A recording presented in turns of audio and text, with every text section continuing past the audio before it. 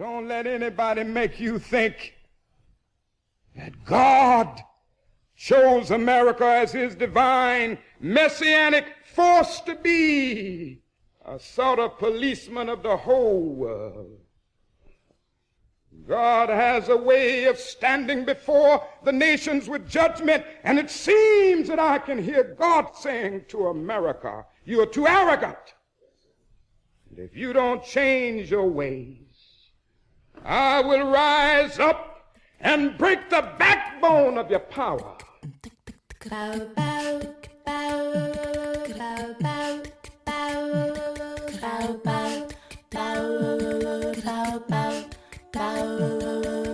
Hotep, which in the language of ancient Egypt means we come with justice in peace. Welcome to Freedom Now, a Saturday Pan-Africanist and Internationalist World Affairs program. Freedom Now is committed to the principle of the rights of all peoples and nations to self-determination. We thank you deeply for your contribution to KPFK, which permits programs like Freedom Now to stay on the air. In this era of corporate acquisition and co-optation of all dissident media, we provide the microphone, challenging their corporate and racist point of view. So stay tuned for our agenda here at Freedom Now.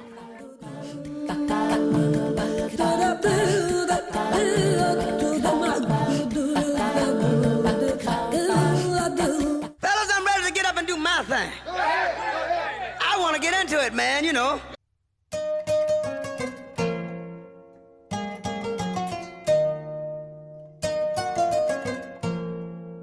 Peace, hoteps, and wisdom to all of our faithful and devoted listeners out there in the radio verse. This is Brother Brandon Sankara, and I want to start things off by thanking all of you loyal listeners yet again for joining us this weekend. You keep us on our mission and allow us to bring you our agenda for today, Saturday, June 27, 2026. We begin with our dear ancestor and Freedom Now founder, Baba Didan Kamathi, bringing us the African drumbeat historical calendar for the week, reminding us that every day is a day in African history. Then we're going to be tuning in to Prison Radio for a relay of wisdom from the legendary Mumia Abu-Jamal, providing us some more analysis on the current political and social landscape here in the United States of imperialism. After that, we get right into things as our very own treasure trove of wisdom, author, historian, and professor of African American Studies at the University of Houston, and Freedom Now co-producer Dr. Gerald Horne is joined on the line by Clifton Crais, professor of history and director of the Institute for African Studies at Emory University in Atlanta. For our purposes today, Professor Crais is the author of the book, The Killing Age: How Violence Made the Modern World. Finally, in the second half of our program, Dr. Horne will be joined on the line by Daniel Rood, associate professor at the University of Georgia in Athens and author of the book In the Shadow of the Great House, A History of the Plantation in America. Now I'm going to be on the ones and twos as we pour this knowledge, making sure your mental cup runneth over with revolutionary wisdom, right here to quench your mental thirst on Freedom Now, KPFK 90.7 FM in Los Angeles, and kpfk.org streaming live on the web. To make sure we stay on a smooth ride with that cultural vibe you know and love, we'll be enjoying a musical bottom featuring Tumani Diabate, Miles Davis, Wayne Escoffery, Arturo Sandoval, Milt Jackson, and Houston Person. Now people get ready for this train to come and taking you one step closer to mental liberation, and stay tuned for that beat of the historical drum, followed by a message from Mumia Abu-Jamal and an interview with Dr. Gerald Horne and Professor Clifton Crais.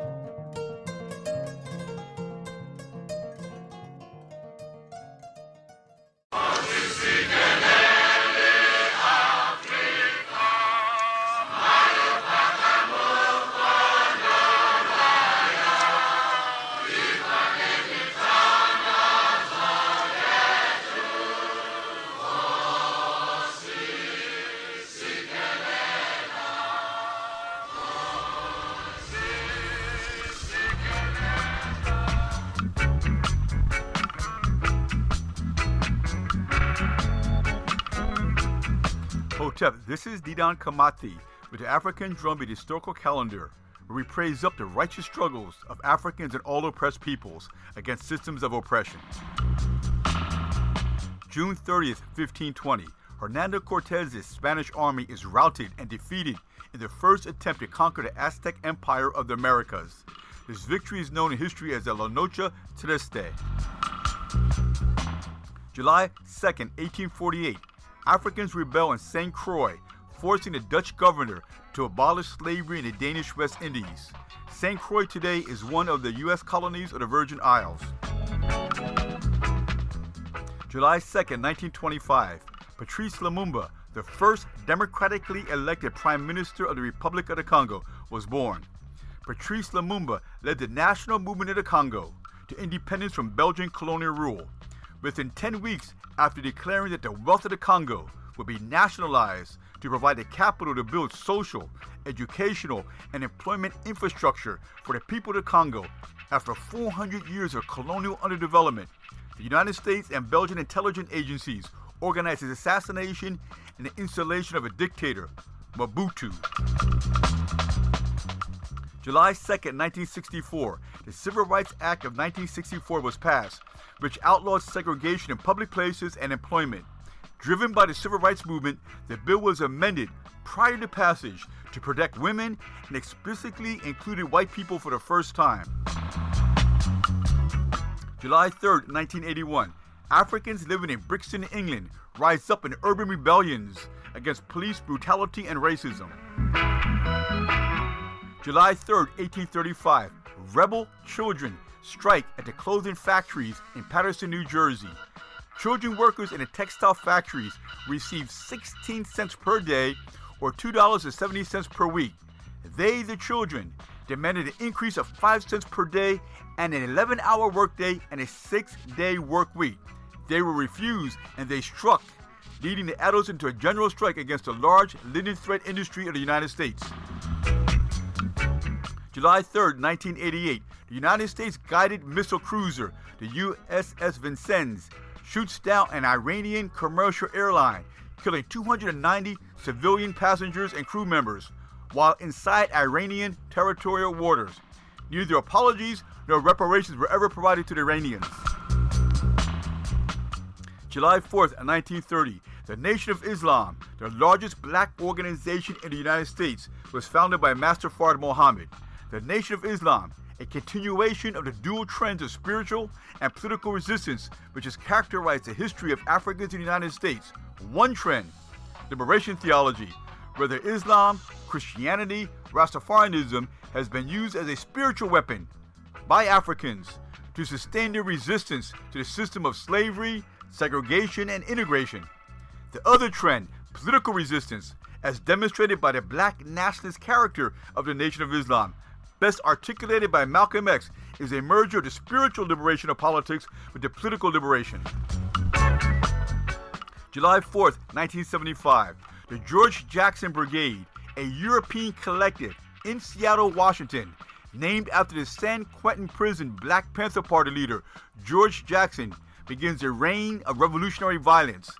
Based in Washington, they conduct bank robberies, bombings against the custom homes, court buildings, public utilities, and correctional facilities on behalf of sparking a revolution in the United States and to show solidarity with the black liberation struggle.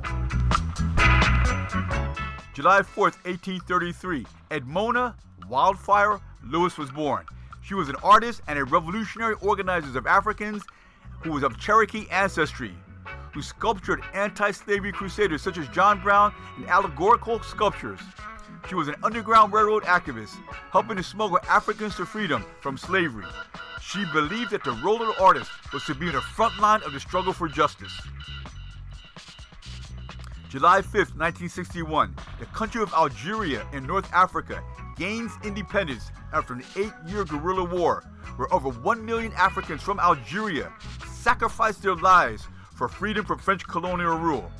This heroic struggle created such world-renowned revolutionaries such as Frantz Fanon and Ahmed Ben Bella. This epic war has been recreated in the classic film The Battles of Algiers, now available on DVD. Tonight's program can be replayed at kpfk.org under Audio Archives. Scroll to Freedom Now and the date of the show you would like to hear, to download or to iPod. Please join us in the chant of Amandala Awetu, which is the freedom cry of the peoples of South Africa, meaning real power belongs to the people. All power to the people.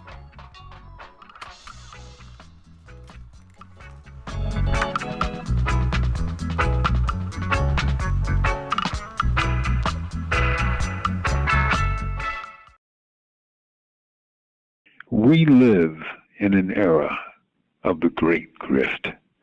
One writer called it Griftopia. This is an era of taking, where people are snatching stuff just because they want it, straight out of the air. And it's no longer covered by, political niceties, a soft, sonorous voice, international law. They take things because they want things. And they take things using the military because of the strength and the quote-unquote lethality of the military. This is the great grift, the great take. And why is it happening now? You know why? I think they know that this thing is on the brink of failure. And if they don't take it now, they won't be able to take it tomorrow.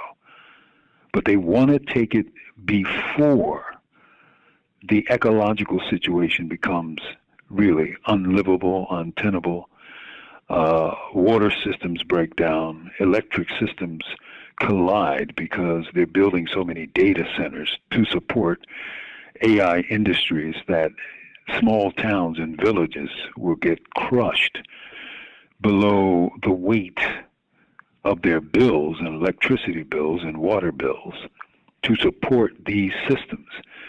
Everybody is getting in on the grift, the take, the getting paid, because this is that moment. Capital is rapacious and awake to the great grift that's happening every day right in front of our eyes. We're in a moment right now, and I gave him my epoch speech about this is a turning point in the nation's history. And for the first time, capital has, they've got the whip hand, and they're whipping, and they're trying to get it all. And they have a shot. Nothing is certain, but this AI will decimate the working class and middle class life in this country and in the world following this country. Because capital can, for the first time, take the lion's share of the profits and screw the working class, because they don't need human workers as they have before, And, this is like, and I told him, this is like the Griftopia age, where everybody is stealing the largest amounts their hands, their pockets, their mouths can carry. Because this is that moment. And capital recognizes it, And I think the whole idea behind sentient yet non-human labor was to deprive the working class and the middle class of everything they needed for life, so that they would be more servile. And this is that moment now.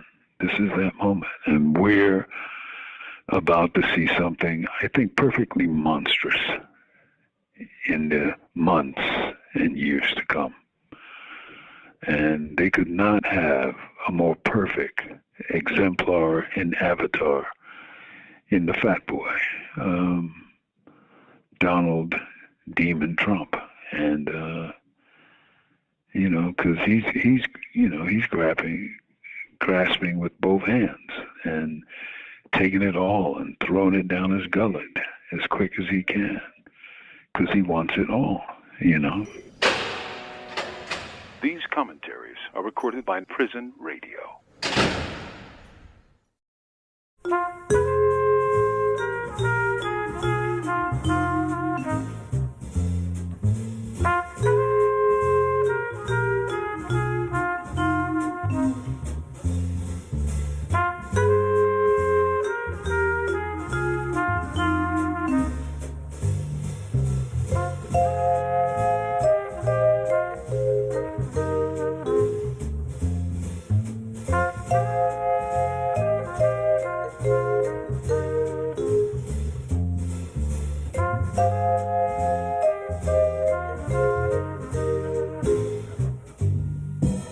For KPFK Radio, this is Gerald Horne, and with me on the line is Clifton Crais, Professor of History and Director of the Institute of African Studies at Emory University in Atlanta, and author of the book, The Killing Age, How Violence Made the Modern World.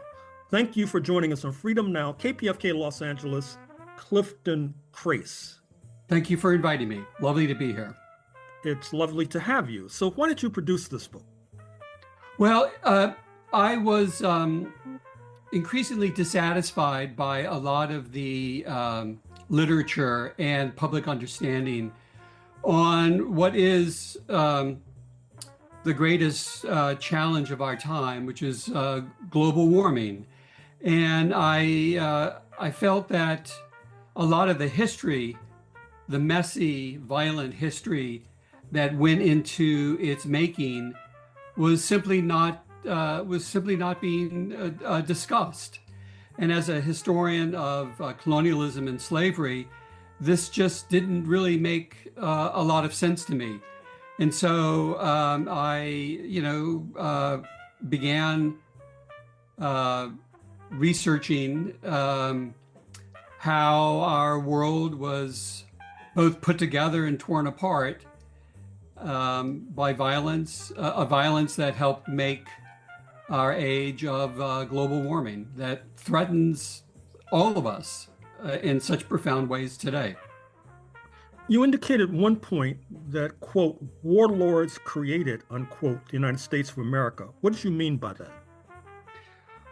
I meant simply that men with guns pillaged and engaged in all manner of predation and grew wealthy by violence. Our country was, our modern country was made through a violent form of settler colonialism.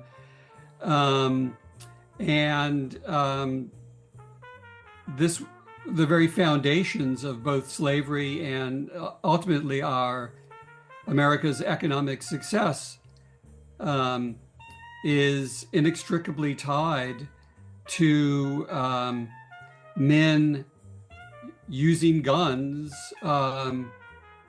to conquer nature and to conquer people. And Exhibit A in that regard, it seems to be Andrew Jackson, whose picture is now on the U.S. $20 bill and was the president of the United States approximately 200 years ago, a favorite, we are told, of the current occupant of the White House, Donald J. Trump. How does Andrew Jackson fit into your equation? Sure. So he's, and I'm not the only one who is calling Jackson a warlord. He was known at the time as the warlord president. But basically, here is a man who is relatively poor. He begins trading weapons and engages in the fur trade, starts accumulating some money, moves to Tennessee. It becomes part of a militia that is basically terrorizing Native American communities. And he profits very directly by violence and is able to make the transition from violence to a different kind of violence, which is plantation slavery. And then, ultimately rises up through politics and becomes president of the United States, and then engages in the violent expulsion of Native peoples throughout the Southeast. And so, Jackson is sort of how shall we say, a poster child for the warlordism that helped make the United States of America. Now, to circle back to one of the points you made originally, tell us more about how slavery has been tied to climate change. Yes. So, if we look at a lot of the discussions of climate change, everyone, points to the use of fossil fuels and the Industrial Revolution. And that's for very good reason. But one has to, go back to those early factories in places like Manchester, England, and look at what they were producing. Some of the early ones, both in Manchester and Birmingham, were producing guns. And those guns were especially moving to Africa and helping fuel, really, in the most profound ways, the enslavement of Africans and the rise of the plantation economies, the brutal plantation economies in the Americas. But of course, those Manchester factories were making cotton cloth.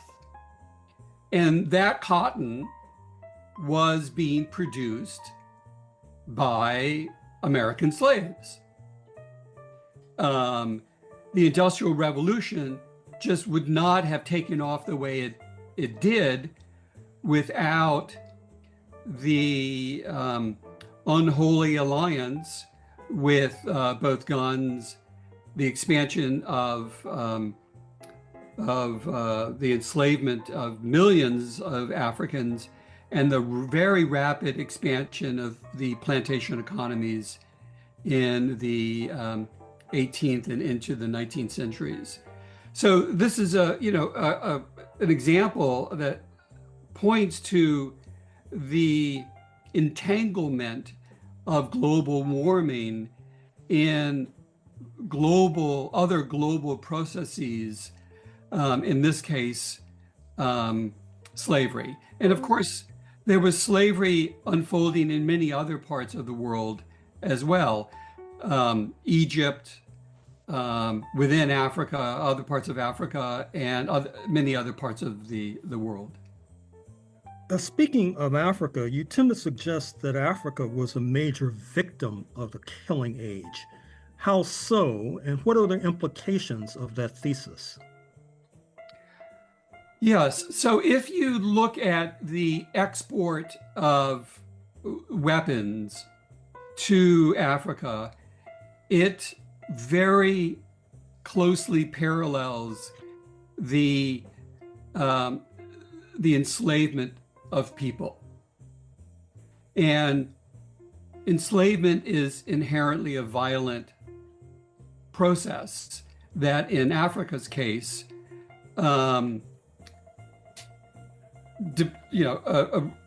deprived Africa of millions and millions of people. One of the things I look at in the book is that the number of people you had to kill in order to enslave a single human being. And so we tend to focus, I think rightly so, on the export of Africans, but we don't look enough at the extraordinary violence that was unfolding as part and parcel of the Atlantic slave trade. As well,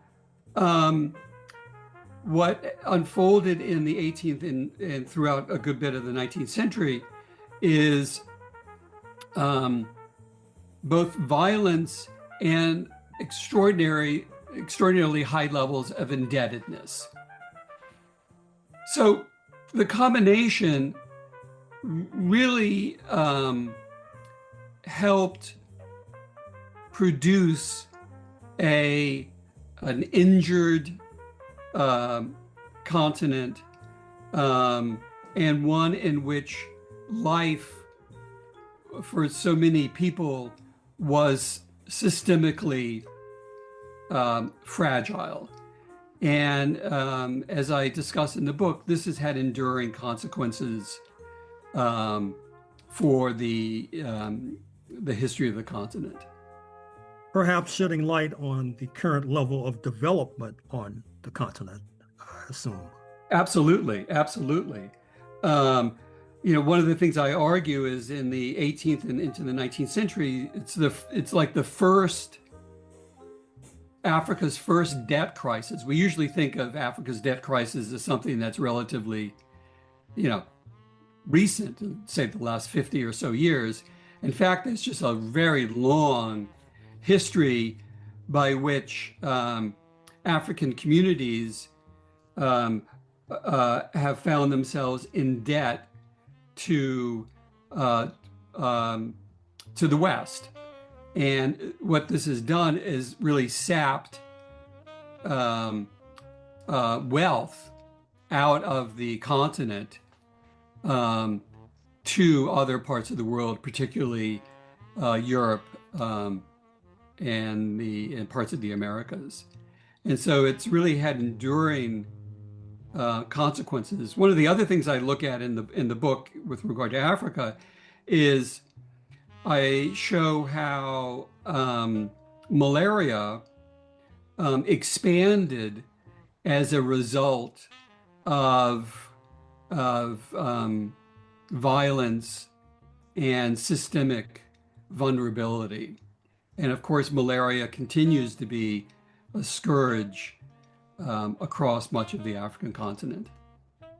You indicated at one point that in Britain, there's been the incineration of millions of documents with regard to some of the topics you write about.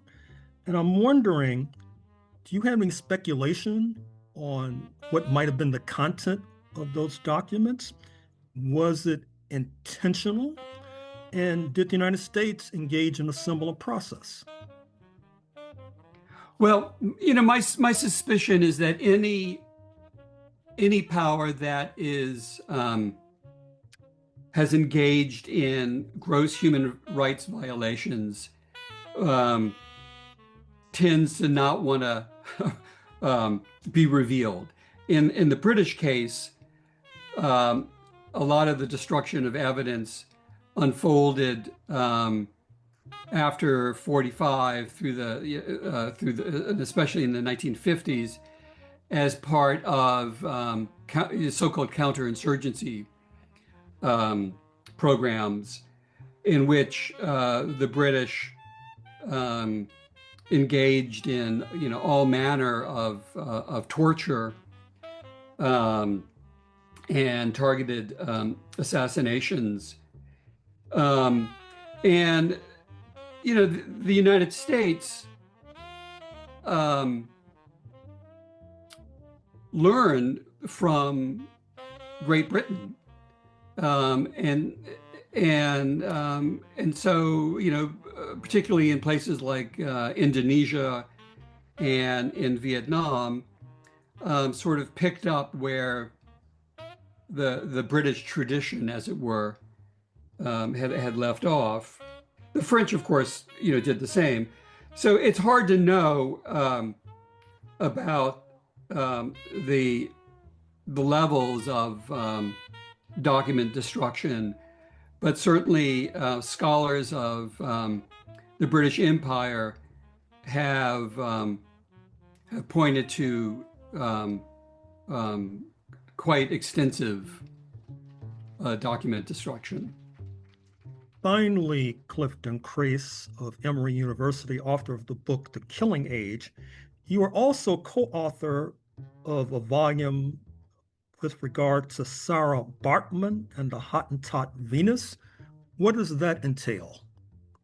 Yeah, so Sarah Baartman, who is often referred to as the so-called Hottentot Venus, was an African woman who was forcibly brought from what is now South Africa and put on exhibit in England and in France, where she died and was dissected by a very famous French scientist.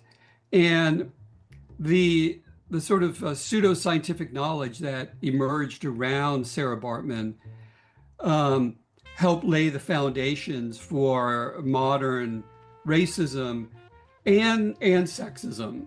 So many of the pernicious ideas around women, and particularly Black women, are tied to Sarah Baartman's history. But what we wanted to do was to say, well, who is the person behind this kind of mythological construction of Europe? And so we tried to sort of reconstruct her life and to give meaning to what was a clearly tragic life, but one that has had enduring consequences for our modern world. And as I recall, it was only after South African independence in 1994 that her remains were sent back to her homeland to receive a decent burial, if I'm not mistaken. That's absolutely correct. It took, quite heroic efforts to return her remains. The French resisted for quite some time, for many decades, she was literally in a display cabinet in a French museum.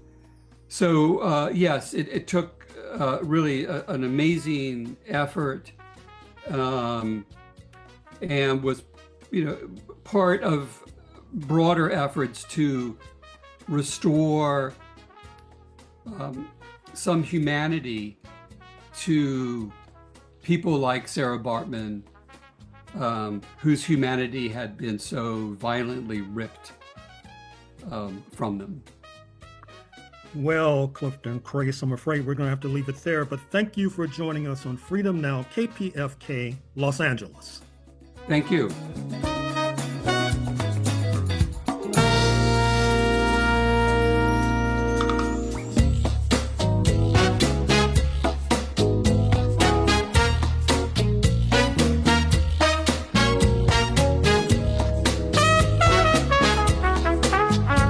This is Sister Flora, and you are listening to Freedom Now at KPFK 90.7 FM in occupied Mexico, including Los Angeles, 98.7 FM Santa Barbara, 93.7 FM in San Diego, and streaming live on the web at kpfk.org. Today's program, as well as 10 prior editions, can be reheard at kpfk.org/audio archive, and scroll down to Freedom Now. For a truly alternative international perspective on world affairs, check out RTTV Russia, CCTV China, and online at Presna, Latina Cuba Telesur Venezuela, News 24, South Africa, and Press TV Iran. We will now continue with historian Professor Dr. Gerald Horne.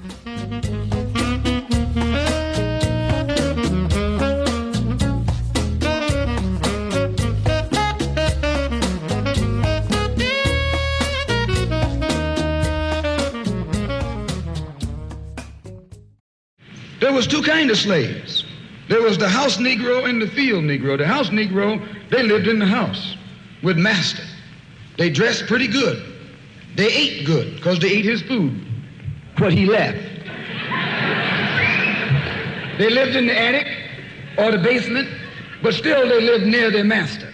And they loved their master more than the master loved himself. They would give their life to save their master's house quicker than the master would. The house Negro, if the master said, we got a good house here, the house Negro said, yeah, we got a good house here. Whenever the master said we, he said we. That's how you can tell a house Negro. If the master's house caught on fire, the house Negro would fight harder to put the blaze out than the master would. If the master got sick, the house Negro would say, what's the matter, boss? We sick. Read thick. He identified himself with his master more than his master identified with himself. And if you came to the house Negro and said, let's run away, let's escape, let's separate, that house Negro would look at you and say, man, you crazy. What you mean separate? Where is there a better house than this? Where can I wear better clothes than this? Where can I eat better food than this? That was that house Negro. This modern house Negro loves his master. He wants to live near him. He'll pay 3 times as much as the house is worth just to live near his master. And then brag about, I'm the only Negro out here. I'm the only one on my job. I'm the only one in this school. You're nothing but a house Negro. And if someone come to you right now and say, let's separate, you say the same thing that the house Negro said on the plantation. What you mean separate? From America? This good white man? Where you gonna get a better job than you get here? I mean, this is what you say. I ain't left nothing in Africa. That's what you say. Why, you left your mind in Africa.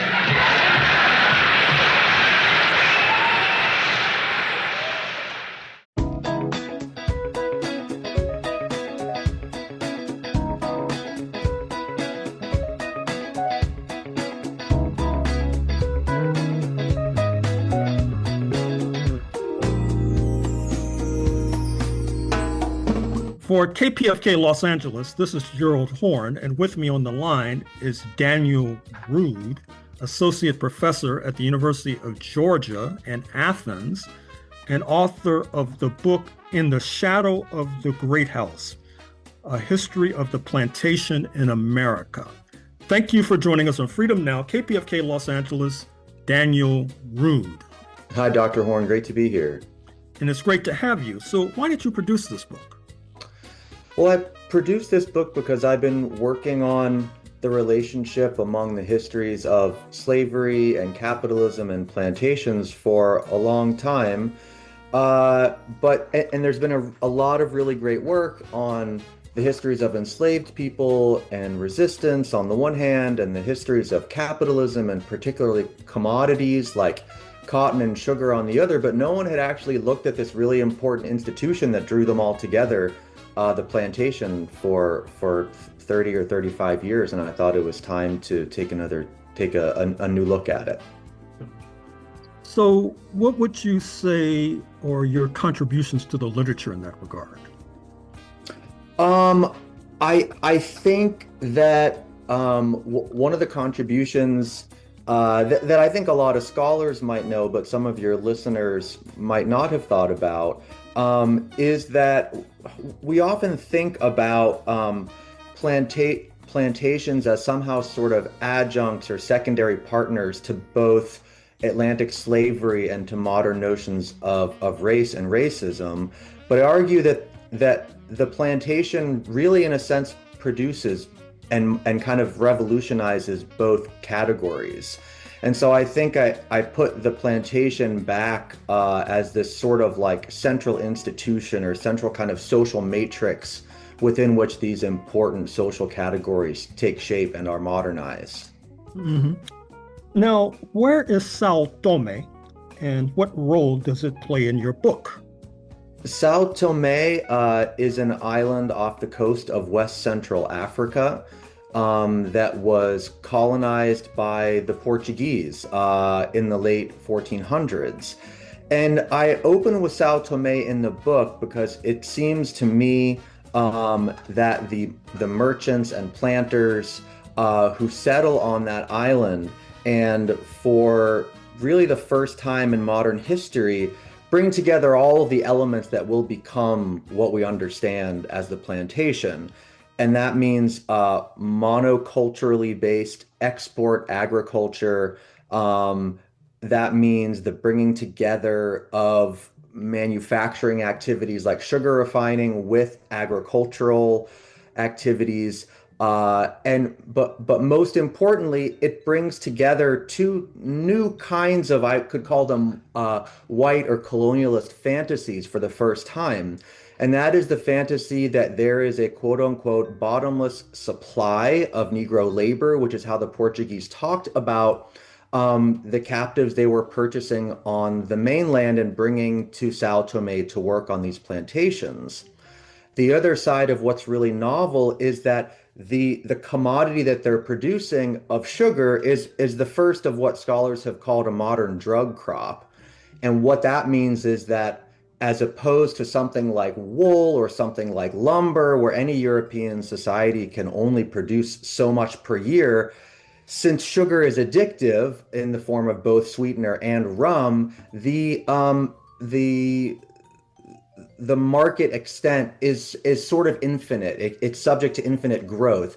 And it's those two fantasies of kind of eternal availability of rightsless black labor and European consumer hunger and addiction that really make the plantation a deeply modernizing and problematic force.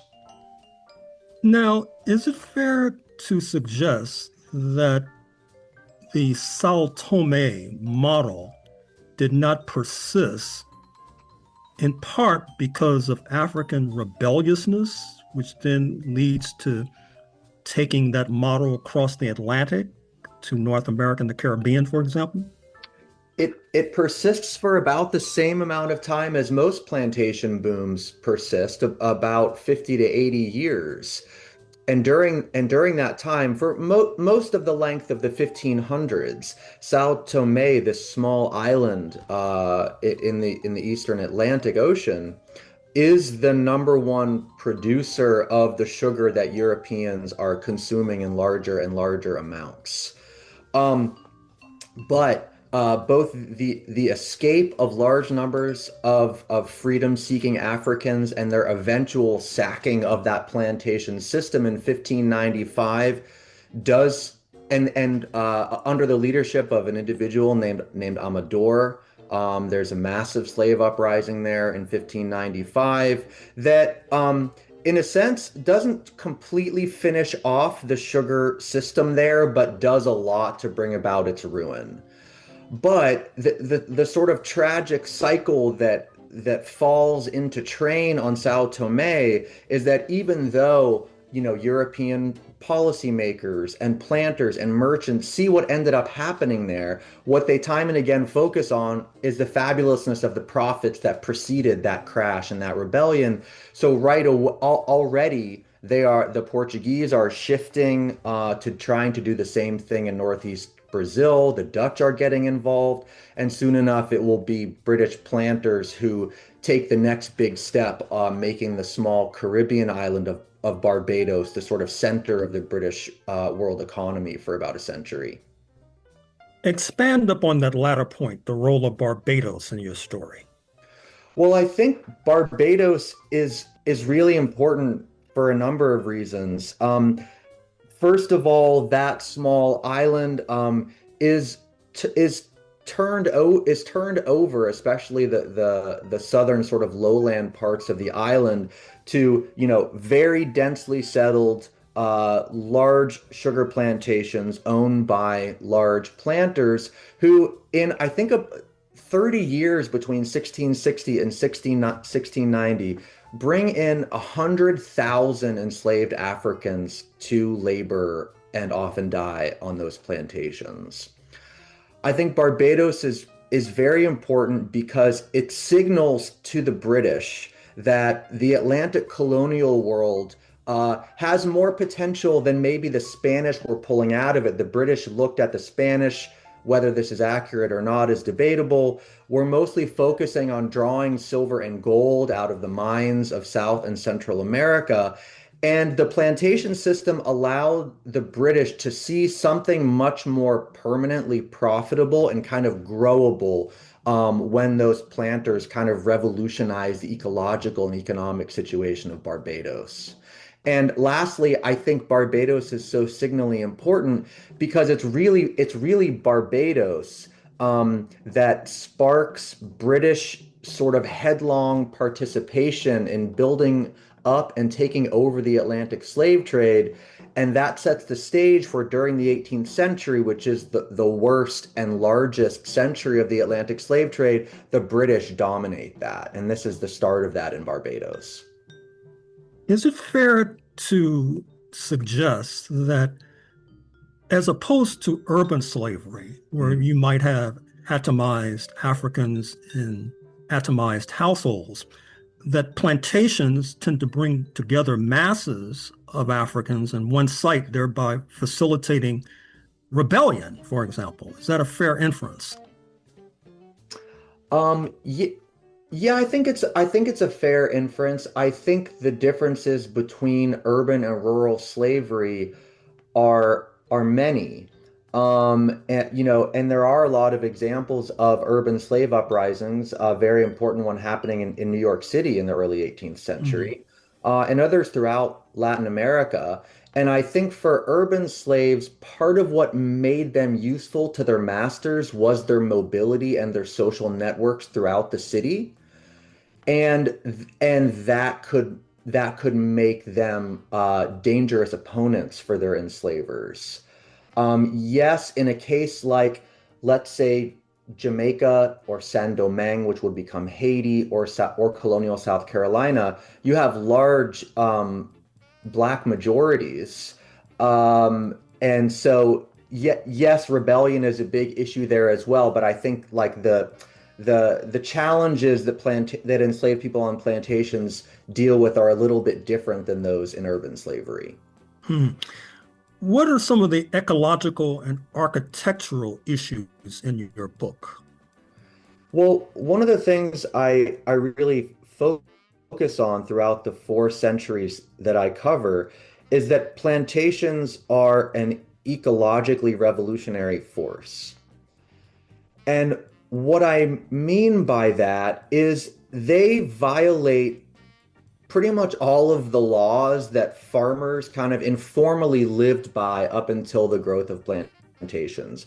So farmers the world over, especially peasant farmers, before the rise of kind of synthetic fertilizers and tractors and things like that, were always safety first. And what that meant is your average farmer throughout history, if they had control over what they grew a lot of different things. They grew different kinds of crops that could withstand different kinds of weather or different kinds of precipitation. They worked with a lot of animals that they could eat. They used the forest resources around them. Whereas sugar plantations are incredibly and unusually narrowly focused on the production of 1 or 2 crops. Almost always that crop is not used to support the diets or nutrition of local people, but is exported to faraway markets. That narrow specialization often requires transforming what had been very diversified, sometimes subtropical ecosystems into monocultural systems in which any plant growth that is not, let's say, sugarcane or tobacco is kind of an enemy from the perspective of the planter. So they try to create this kind of ecological uniformity that bodes quite poorly for their sustainability across time. What about architectural issues? Are there any specificities that you'd like to add to your answer?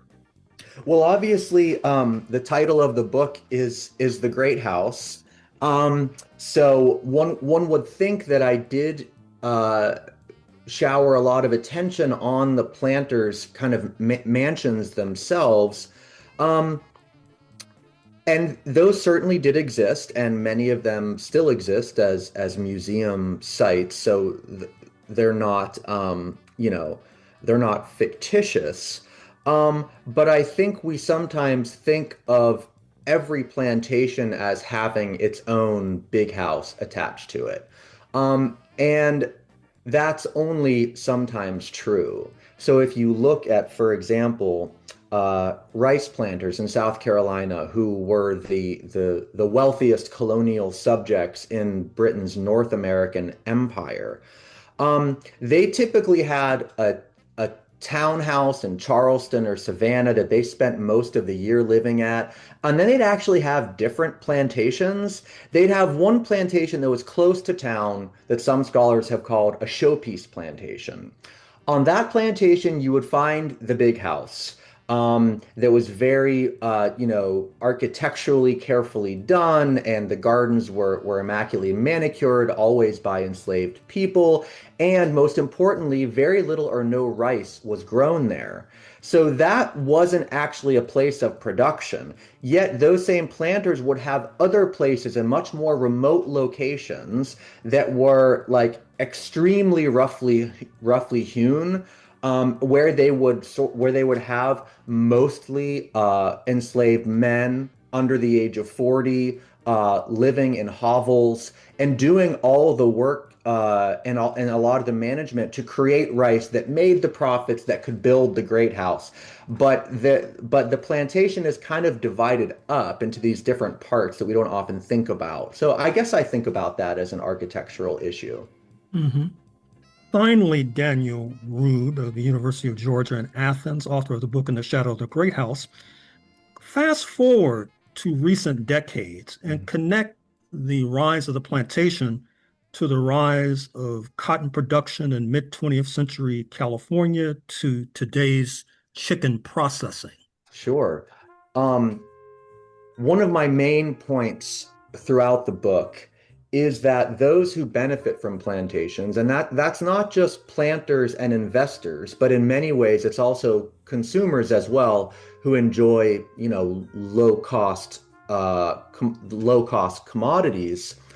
Those benefits are so enticing that all of the incredible, downsides of the plantation and the damage that the plantation does to both the people forced to work on them, and the environments that they exploit, that because they always sort of break down, there's always a new plantation growing in the sort of in place of a plantation bust always going on. So the California chapter, which I think might be one of the more surprising aspects of this story, there's a big cotton boom in the Central Valley of California in the 1920s. And by 1930, California actually produces more cotton than Georgia. And that happens in part, I argue, because Black sharecroppers, the descendants of enslaved people, I argue in my middle chapters, were actually pretty successful in preventing planters from putting the plantation world back in order that they had lost after their defeat in the Civil War. So there's a case of Black resistance that happens in a quieter way. The organization of cotton selling cooperatives and cotton picker unions, of purchasing land, of insisting on your rights to the cotton crop. All those things make it very difficult for the plantation, the postbellum plantation, to take shape again after the Civil War. And so in the 1920s, there are several cotton planters in Georgia, who live actually not far from where I'm sitting right now, who, especially after the boll weevil, decamp to the Central Valley of California and engineer a new cotton boom there that makes California, other than Texas, the most important national producer of cotton throughout the middle centuries of the 1900s. And that is on the basis, in part, of migrant Black and white labor from the Southeast, but eventually bracero labor from Mexico. And finally, to answer your question about the role of plantations in the origins of cheap meat in America, in the chapters where I talk about poultry in the South, it's really looking, basically in my book, I trace these sort of one plantation boom after another. But in those chapters, I actually stay in the Southeast, where cotton has basically not succeeded in a successful rebirth, and in the 20s and 30s completely collapses. And what you have there are a lot of people migrating out, but also a lot of people who want to stay. And they are looking for a new way to stay on the land. Groups of like big seed companies like Purina basically help sort of create this new world that exploits small farmers who start to raise chickens and exploits ex-Black sharecroppers in these new large industrial poultry processing plants to basically create like a new form of industrial poultry sharecropping on the graveyard of a previous plantation bust. And to this day, where we sort of have cheap chicken in America, where chickens could be raised almost anywhere, a disproportionate number of the poultry raising farms and poultry processing plants are in parts of the South that used to be run by cotton plantations. And I think that's no accident. Well, Daniel Rood, I'm afraid we're going to have to leave it there, but thank you for joining us on Freedom Now, KPFK, Los Angeles. Thanks, Dr. Horne. Great talking to you.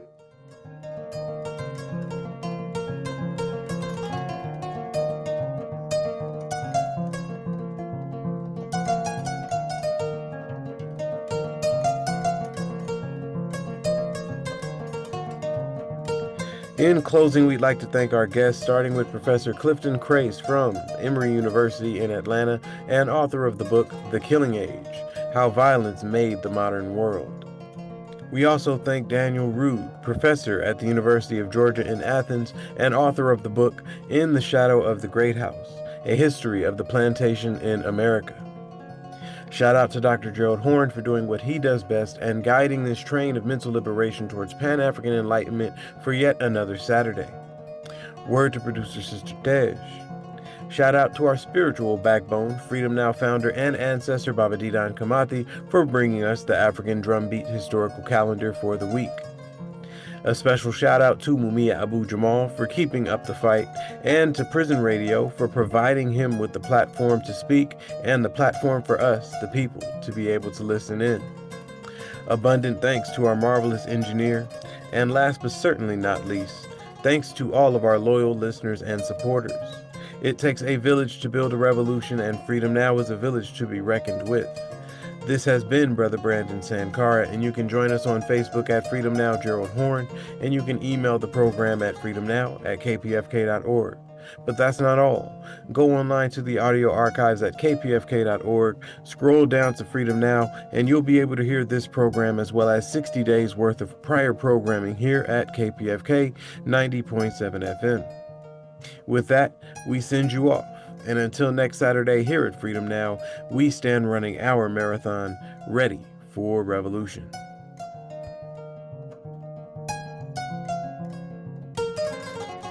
We state these facts only to let you know that those of us who are revolutionary, Pan-Africanists, is not because we love revolution. It is historically determined, and we have no alternative but to follow history and to use history for the benefit of our people. Power to the people.